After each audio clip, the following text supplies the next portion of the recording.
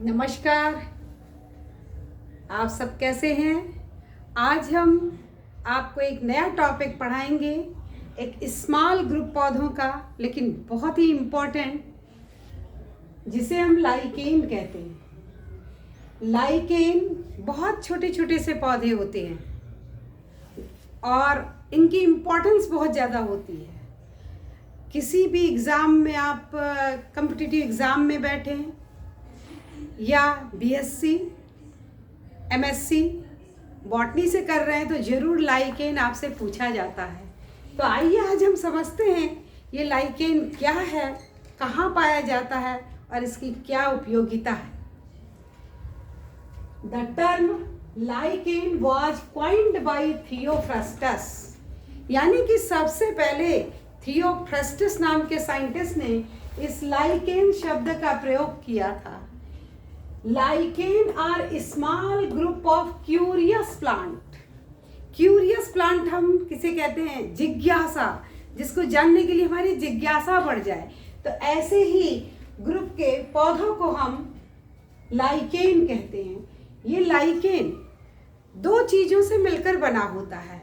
एक कंपोनेंट इसका एल्गा होता है और दूसरा फंजाई होता है, फंगस। यानी the lichen are made up of two component, one is algal, other is fungal। हम ऐसे मान लें कि ये हमारा एक हथेली है, ये दूसरा हथेली है, ये दायां है, ये बायां है, दोनों का अस्तित्व अलग अलग है। लेकिन लाइकेन को अगर हम पढ़ेंगे तो यहाँ क्या हो जाता है, मान लिया ये एल्गल कंपोनेंट है और ये फंगल कंपोनेंट है, तो देखिए ये दोनों हथेली एक में मिल जा रही है। अब इसे हम हथेली नहीं कहेंगे, इसे हम किस मुक्का कहेंगे कि ये दोनों मिलके एक हो गया है। तो इसी तरीके से एल्गल और फंगल दोनों कंपोनेंट एक दूसरे में मिल करके एक नए इंडिविजुअल को जन्म देते हैं, जिसे हम लाइकेन कहते हैं। अब इसमें इस इंडिविजुअल में जो एल्गल पार्ट होता है, एल्गल पार्ट को हम फाइकोबियॉन्ट कहते हैं। Algal component is called phycobiont. और एल्गल कंपोनेंट जो जिस ग्रुप से एल्गल कंपोनेंट का फॉर्मेशन होता है वो मिक्सोफाइसी और क्लोरोफाइसी के मेंबर होते हैं। यानी लाइकेन को बनाने में एल्गल कंपोनेंट मिक्सोफाइसी और क्लोरोफाइसी के मेंबर ही एल्गल कंपोनेंट का काम करते हैं, या लाइकेन को बनाने में इन दो क्लास के एल्गी बहुत महत्वपूर्ण रोल अदा करते हैं। फंगल कंपोनेंट इज कॉल्ड माइकोबियॉन्ट, क्योंकि जो फंगल कंपोनेंट होता है उसे हम माइकोबियॉन्ट कहते हैं। और माइकोबियॉन्ट यानी फंजाई के दो ग्रुप के पौधे, एस्कोमाइकोटिना और बेसिडियोमाइकोटिना, दो सब डिवीजन, एस्कोमाइकोटिना और बेसिडियोमाइकोटिना। अगर एस्कोमाइकोटिना का फंगल कंपोनेंट होगा तो वो एस्कोस्पोर बनाएगा, एस्कस का फॉर्मेशन करेगा। जबकि बेसिडियोमाइकोटिना से अगर फंगल कंपोनेंट होगा तो वो बेसिडियोस्पोर बनाएगा। इसी तरह अगले पॉइंट को अगर हम देखें, lichen can tolerate extreme condition, यानी लाइकेन बहुत एक्सट्रीम कंडीशन को झेलने के लिए सक्षम होते हैं। They can tolerate the unfavourable condition. और किसी ग्रुप का पौधा जहाँ सरवाइव नहीं करता है वहाँ भी हमारे ये लाइकेन जो हैं वो सरवाइव कर जाते हैं। ये नंगी चट्टानों पर भी पाए जाते हैं। अगर हम अपनी पूरे अर्थ को देखें तो आर्कटिक और अंटार्कटिका जहाँ बर्फ जमी रहती है वहाँ भी लाइकेन पाए जाते हैं। ऐसे डेजर्ट एरिया में भी पाए जाते हैं जहाँ बहुत नेकेड बड़े बड़े चट्टान जमीन में हमको दिखाई देते हैं और कंडीशन बहुत ही जेरिक होता है। ऐसे कंडीशन में भी हमको लाइकेन दिखाई देते हैं। तो हम कह सकते हैं कि लाइकेन एक्सट्रीम कंडीशन को झेलने में सक्षम होते हैं। अगर हम भारतवर्ष में देखें तो in India these are more common in eastern Himalaya than the western Himalaya. हमारा जो भारत है, ईस्टर्न हिमालय वाला क्षेत्र, जैसे नागालैंड है, जैसे सिक्किम है, जैसे अरुणाचल प्रदेश है, ऐसे जो ईस्टर्न हिमालय, क्योंकि वहाँ का टेम्परेचर ज़्यादा होता है और मॉइस्चर बहुत होता है, जबकि वेस्टर्न हिमालय की जो हवा होती है वो कूल होती है, ड्राई होती है। तो वेस्टर्न हिमालय में इतने ज़्यादा हमको लाइकेन नहीं दिखाई देते हैं जितना हमें ईस्टर्न हिमालय में दिखाई देता है। हम कह सकते हैं कि lichens are pioneer plants of the xerosphere. जब पौधों का विकास होता है, कहीं एक कम्युनिटी दूसरी कम्युनिटी द्वारा रिप्लेस कर दी जाती है, जिसे हम सक्सेशन कहते हैं। जब ये सक्सेशन नेकेड रॉक्स पर स्टार्ट होता है, यानी प्लांट कम्युनिटी का डेवलपमेंट जब पहाड़ की नंगी चट्टानों पर शुरू होता है, तो आप जानते हैं सबसे पहले वहाँ पर जो ग्रो करते हैं पौधे, वो कौन से पौधे हैं? वो लाइकेन हैं। यानी कि हम कह सकते हैं कि लाइकेन पायोनियर प्लांट्स है ऑफ ज़ीरोस्फीयर। और ये पॉइंट अक्सर आपके एग्जाम में पूछा जाता है कि ज़ीरोस्फीयर का पायोनियर पौधा कौन होता है। तो आपको सदैव याद रखना है कि pioneer plants of xerosphere are lichen. और इनकी ग्रोथ बहुत धीमी स्पीड से होती है। जो लाइकेन होते हैं 1 मीटर की दूरी तक ग्रो करने के लिए 100 साल का समय लेते हैं। तो इनकी ग्रोथ बहुत स्लोएस्ट होती है। लाइकेन की जो अगर इसके इंटरनल स्ट्रक्चर को देखें तो यहाँ नीचे हमें राइजोइड जैसा स्ट्रक्चर दिखाई देता है। कुछ फंगल हाइफी नीचे की ओर ग्रो करने लगते हैं, जो सबस्ट्रेटम को पकड़ने का काम करते हैं और मॉइस्चर को एब्जॉर्ब करने का काम करते हैं। इन्हें हम राइजीन कहते हैं। तो राइजीन जो होते हैं ये सिक्रीट करते हैं एसिड, जो हेल्प करता है वेदरिंग ऑफ द रॉक्स की वेदरिंग। हम जानते हैं कि जो सॉइल का फॉर्मेशन होता है वो 2 स्टेप में पूरा होता है। पहले स्टेप में जो नंगी नंगी चट्टानें होती हैं उनकी वेदरिंग होती है। वेदरिंग मीन्स होता है break down of the top most layer of the rocks into smaller particles, जिसे हम छोटे छोटे पार्टिकल में रॉक्स को टूटते हुए देखते हैं। तो तोड़ने का काम 3 विधि से होता है, physical, chemical and biological.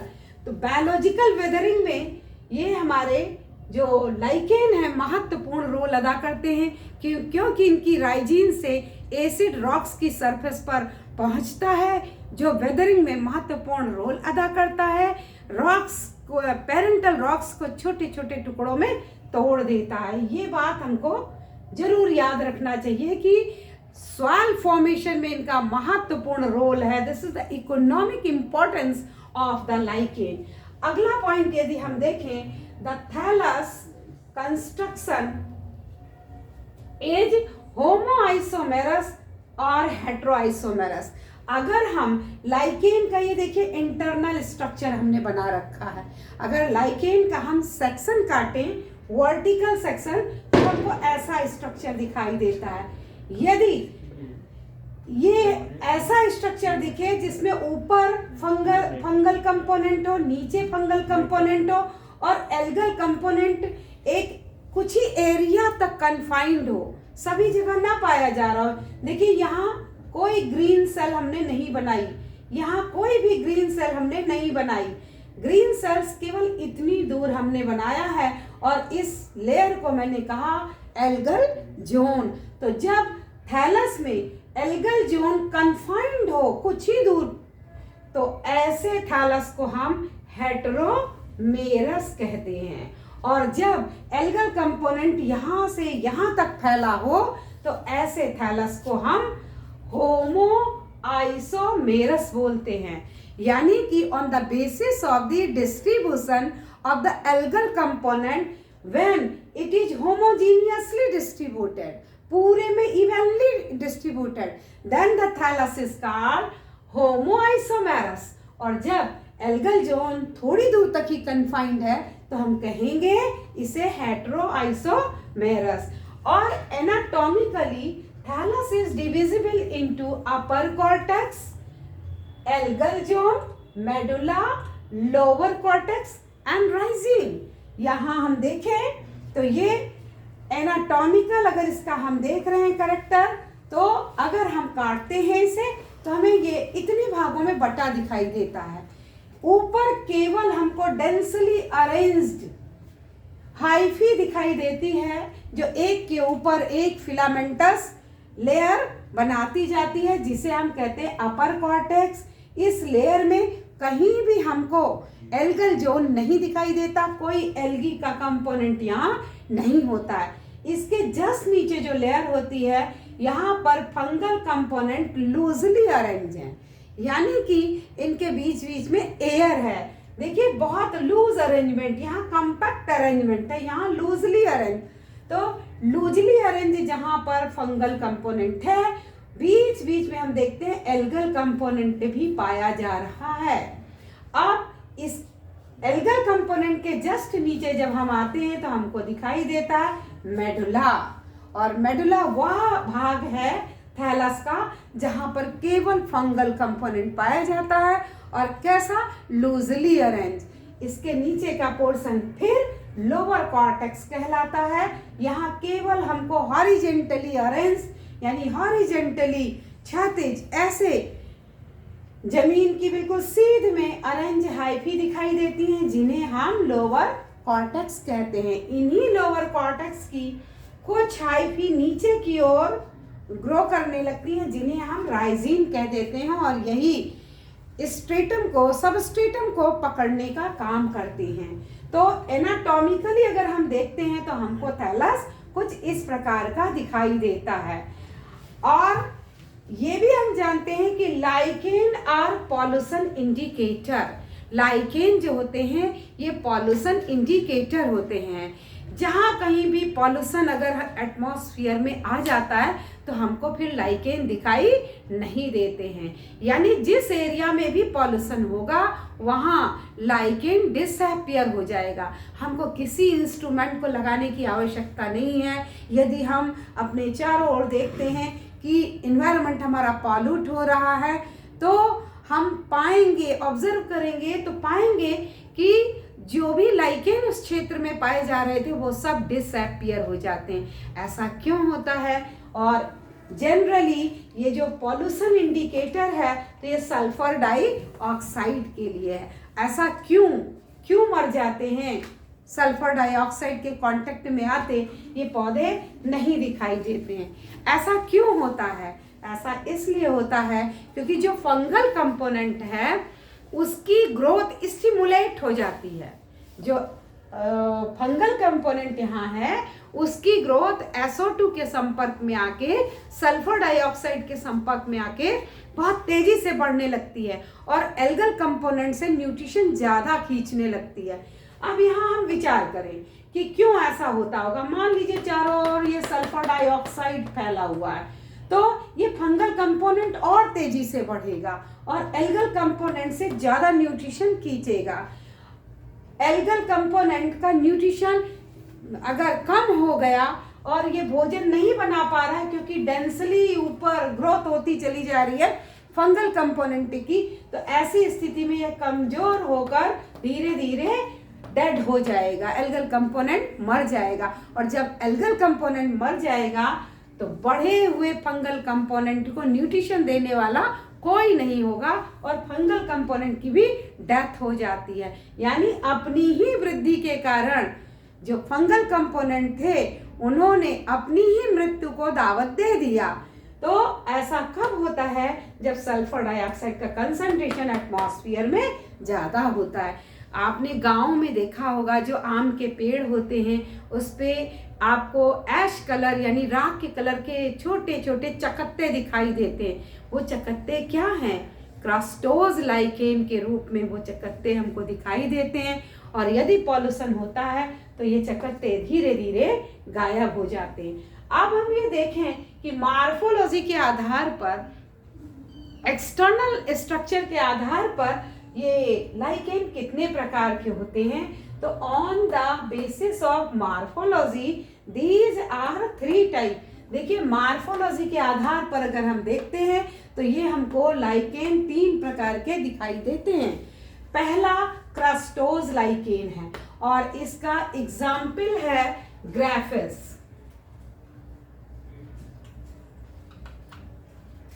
Crustose lichen का एग्जाम्पल है ग्राफिस।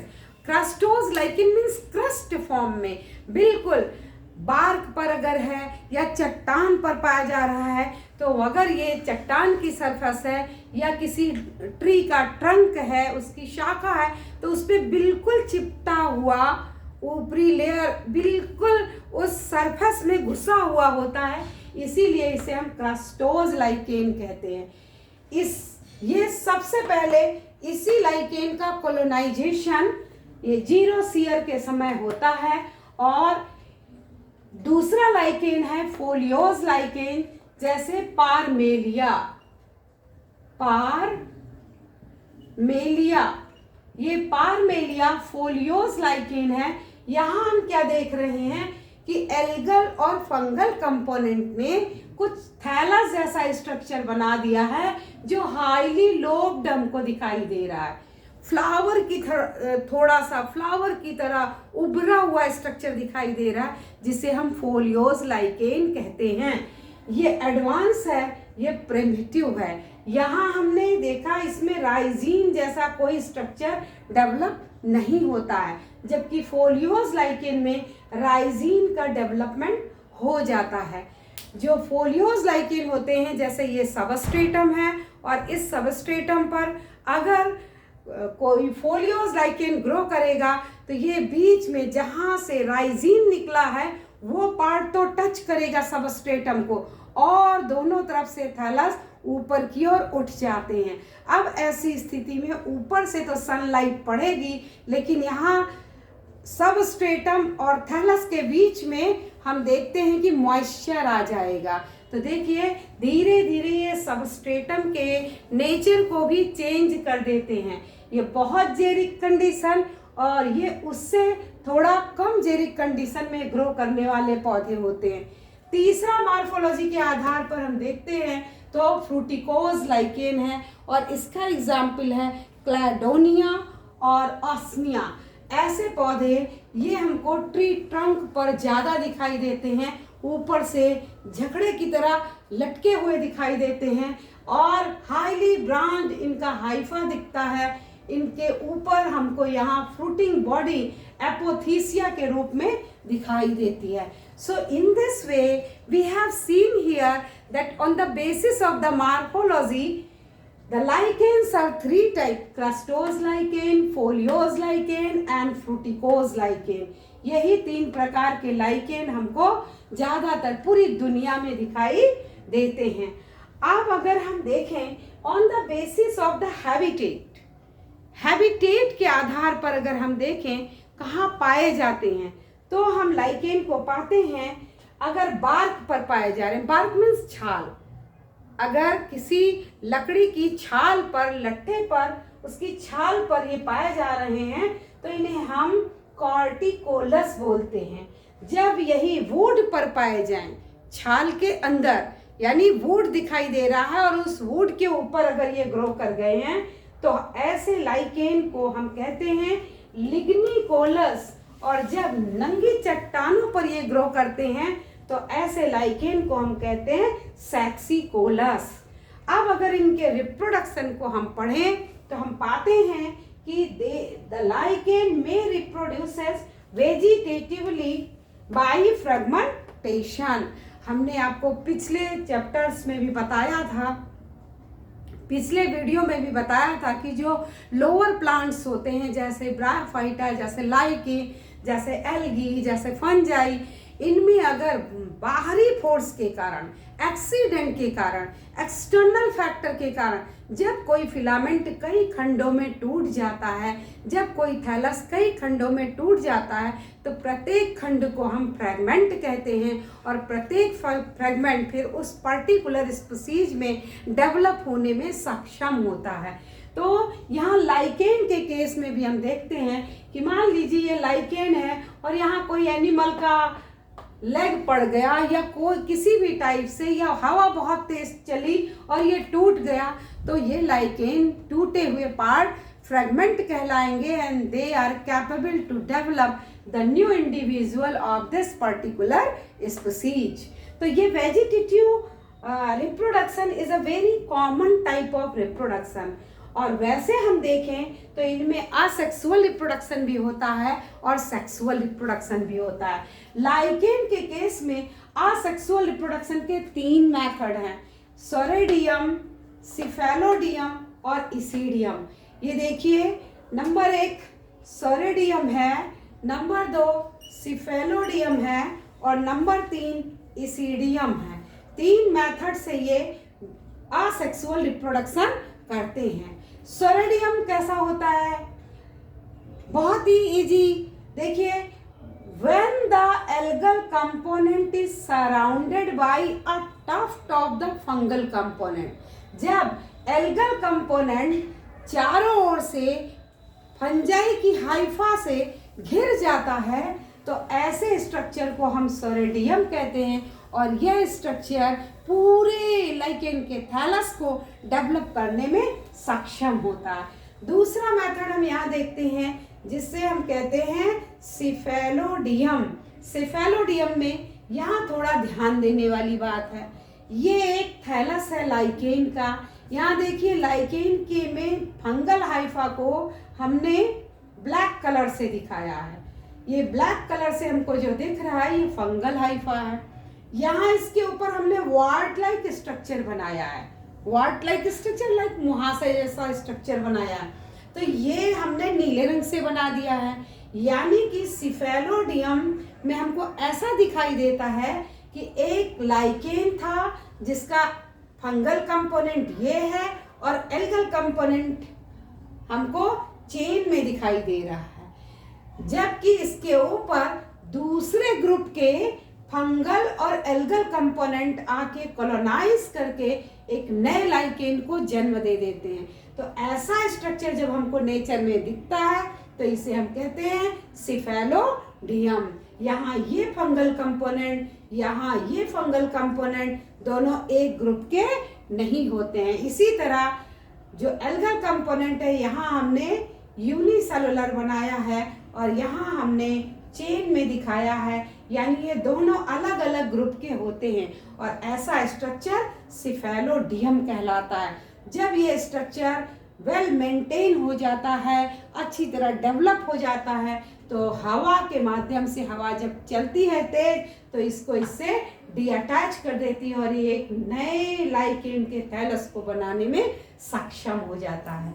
यहाँ इसीडियम के केस में हम देखते हैं ये थैलस है और किस टाइप का थैलस है, ये हमको हेटेरोमेरस दिखाई दे रहा है।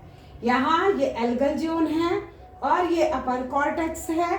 हम देखते हैं कि जब इसीडियम का फॉर्मेशन होना होता है तो एक इस तरह की out growth, coral like out growth, ये ऊपर एक बर्ड जैसा स्ट्रक्चर डेवलप हो जाता है जिसका ये वाला पार्ट बहुत कंट्रैक्ट करता है, बहुत पतला रहता है और जो कंपोनेंट फंगल यहाँ है वही कंपोनेंट यहाँ है। जो एल्गल कंपोनेंट हमको यहाँ दिखता है वही एल्गल कंपोनेंट हमको यहाँ दिखता है। अब चूंकि यहाँ पर ये पतला होता है और इधर का भार बढ़ता जाता है, तो जब हवा चलती है तो यहीं से ये थैलस ब्रेक हो जाता है। तो इस थैलस से एक नए लाइकेन के थैलस का डेवलपमेंट हो जाता है। तो इस तरह हमने क्या देखा कि वेजिटेटिव रिप्रोडक्शन फ्रेगमेंटेशन के द्वारा होता है, टूट जाने से। असेक्सुअल रिप्रोडक्शन सोरिडियम के द्वारा होता है, सिफेलोडियम के द्वारा होता है और इसीडियम के द्वारा होता है।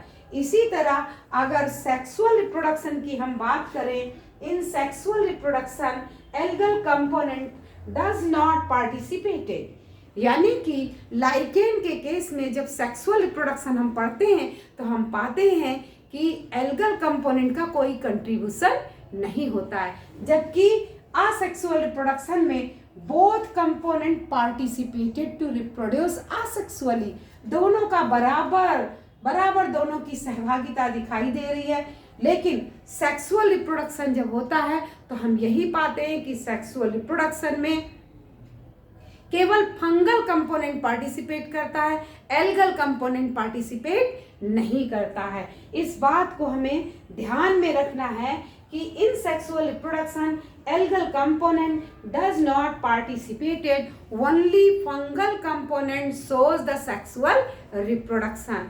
In case of lichen, the male sex organ is called spermogonium and the male gamete is known as spermatia.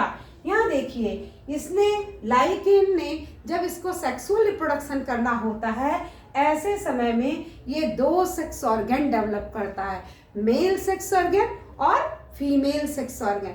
लेकिन क्या मैंने बताया कि यहाँ दोनों सेक्स ऑर्गन का डेवलपमेंट फंगल कंपोनेंट से होगा, एल्गल कंपोनेंट कोई भी भूमिका नहीं निभाएगा।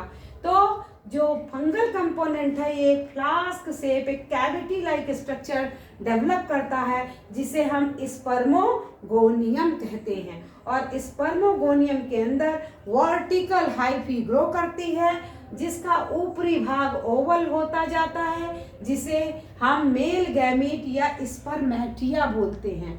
ये स्पर्मेटिया यहाँ इस ऑस्टियोल, यहाँ हमको जो ये छेद दिखाई दे रहा है, यहाँ हमको जो पोर दिखाई दे रहा है, इस पोर को हम कहते हैं ostiole. This pore is called ostiole. तो जब ये मेल गैमीट यहाँ मैच्योर हो जाते हैं तो हाइफी से डी अटैच हो जाते हैं और बाहर निकल जाते हैं, इन्हें हम इस पर मैटिया कहते हैं। अब हम फीमेल सेक्स ऑर्गन की ओर ध्यान दें तो हम पाते हैं कि फीमेल सेक्स ऑर्गन कार्पोगोनियम कहलाता है। फीमेल सेक्स ऑर्गन यानी कार्पोगोनियम ये दो भागों में बटा होता है। इसका ऊपरी भाग टैपरिंग है, पतला है, नली की तरह है और सरफेस के ऊपर हमको प्रोजेक्टेड दिखाई देता है। मान लिया हमने ये लाइकेन की सरफेस है, ये अपर सरफेस है, और मान लिया इसे कि ये फीमेल सेक्स ऑर्गन का डेवलपमेंट हो रहा है, तो हमें ऐसे ऊपर की ओर निकला हुआ यहाँ हमको जो पोर्शन दिखता है उसे हम ट्राइकोगाइनी कहते हैं, और नीचे का जो कुंडलित पार्ट है, जो कॉइल्ड पार्ट है, जो मुड़ा हुआ पार्ट है, इसको हम एस्कोगोनियम कहते हैं। इस केस में भी हम देख रहे हैं कि फीमेल सेक्स ऑर्गन का डेवलपमेंट यानी कार्पोगोनियम का डेवलपमेंट फंगल कंपोनेंट से हुआ है, एल्गल कंपोनेंट की कहीं कोई भूमिका नहीं है। So in this way you have seen here the male sex organ of the lichen is called spermogonium and female sex organ is called carpogonium, that is divisible into trichogyny and escogonium. अब ये male gamete यहाँ से transport होते हुए यहाँ पहुँचते हैं और फीमेल गैमीट की ट्राइकोगाइनी से टच हो जाती हैं।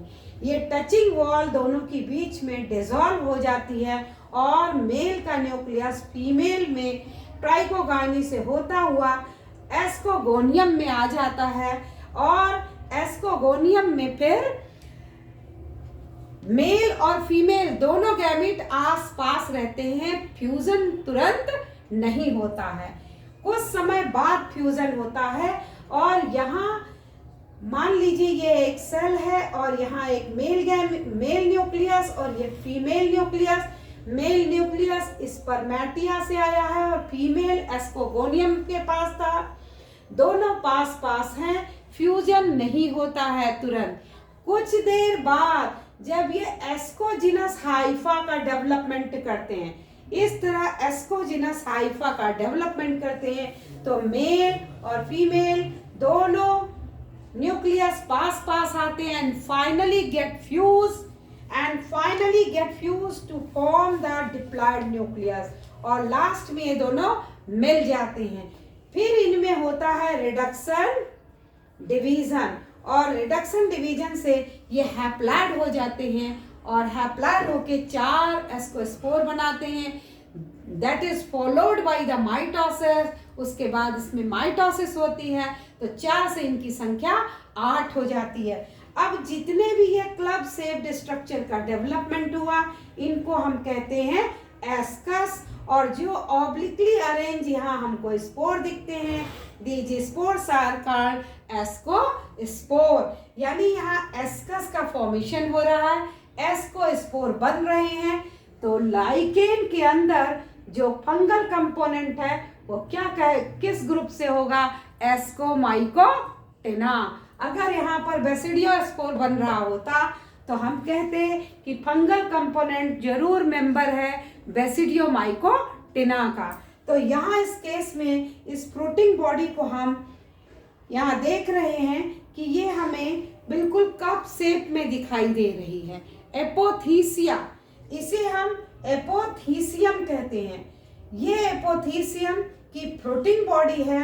2 एस्कस आपस में ना टकराएं, इसलिए बीच बीच में स्टेराइल हाइफी का डेवलपमेंट होता है, जिसे हम पैराफाइसिस कहते हैं। So this is the result of the sexual reproduction. Male और फीमेल गैमीट के मिलने से यहाँ एस्कोजिनस हाइफा का डेवलपमेंट हुआ है और एस्कोस्पोर बने हैं।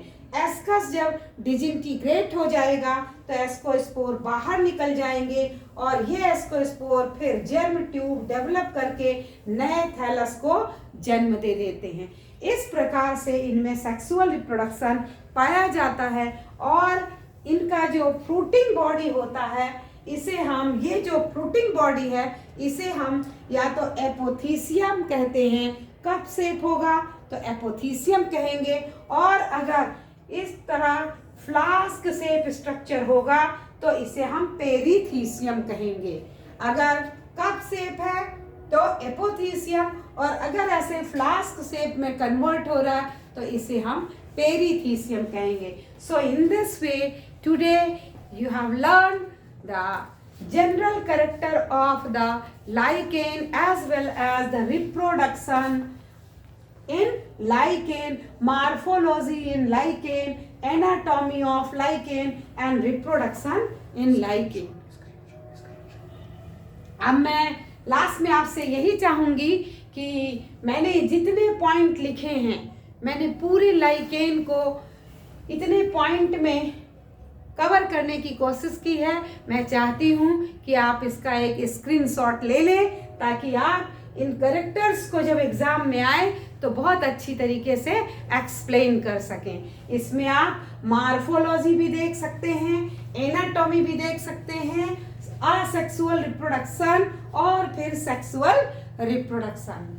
अगर आपको मेरा पढ़ाया समझ में आता है और इजी लगता है तो प्लीज़ हमारे चैनल को आप लाइक कीजिए, सब्सक्राइब कीजिए, जिससे मेरा भी मनोबल पढ़ाने का बढ़ेगा। Thank you.